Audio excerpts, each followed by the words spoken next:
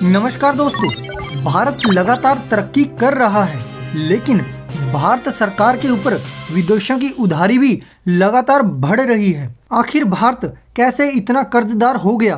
पिछले 9 सालों से कितना कर्ज भारत के ऊपर हुआ? ऐसे ही बहुत सारे सवालों के जवाब मैं आपको इस वीडियो में देने वाला हूं। तो सबसे पहले इस चैनल को सब्सक्राइब जरूर करें। 31 मार्च 2023 तक भारत सरकार का कुल कर्ज 155.8 लाख करोड़ रुपए हो गया है। 2014 में 62.4 लाख करोड़ के उधार से ये 150% ज़्यादा है। सरकार आर्थिक विकास के माध्यम से और टैक्सों को बढ़ाकर अपने उधार पर ब्याज का भुगतान करने की योजना बना रही है। भारत विदेशी सरकारों और घरेलू निवेशकों सहित विभिन्न स्रोतों से पैसा उधार लेती रही है। उधार पर ब्याज दरें उधार के स्रोतों के आधार पर भिन्न हो सकती हैं।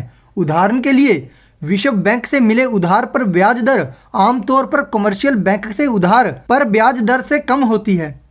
अमेरिकी और जापानी सरकार के उधार पर ब्याज दरें वर्तमान में भारत सरकार के उधार पर ब्याज दरों से कम है। ऐसा इसलिए क्योंकि अमेरिकी और जापानी सरकारों को भारत सरकार की तुलना में अधिक क्रेडिबल माना जाता है। जब सरकार पैसा उधार लेती है तो ये बॉन्ड जारी करती है। बॉन्ड अनिवार्य रूप से IOU हैं जो सरकार ब्याज सहित चुकाने का वादा करती है। भारत सरकार की क्रेडिट रेटिंग अच्छी है।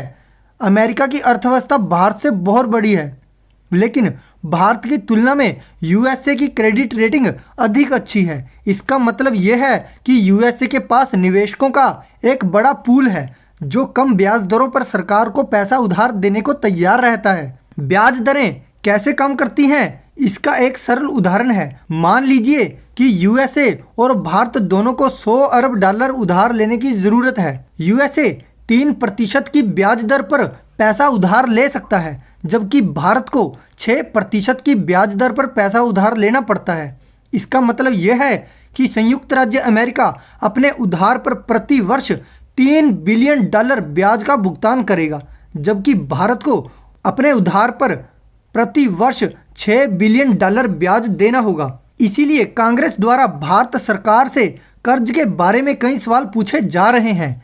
कांग्रेस जानना चाहती है कि सरकार पर कितना कर्ज है, सरकार अपने कर्ज पर कितना ब्याज दे रही है, सरकार अपना कर्ज कैसे चुकाएगी।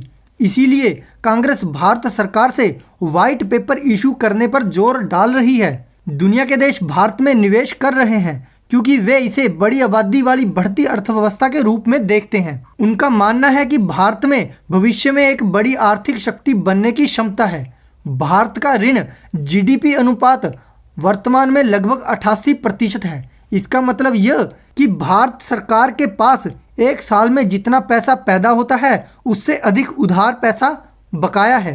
भारत सरकार ऋण सकल घरेलू उत्पाद अनुपात को स्थायी स्तर पर बनाए रखने की कोशिश कर रही है और अपने आर्थिक विकास को बढ़ाकर और सरकारी खर्च को कम करके ऐसा कर रही है। और आप सभी का क्या मानना है? अपने कीमती विचार कमेंट्स में जरूर बताना।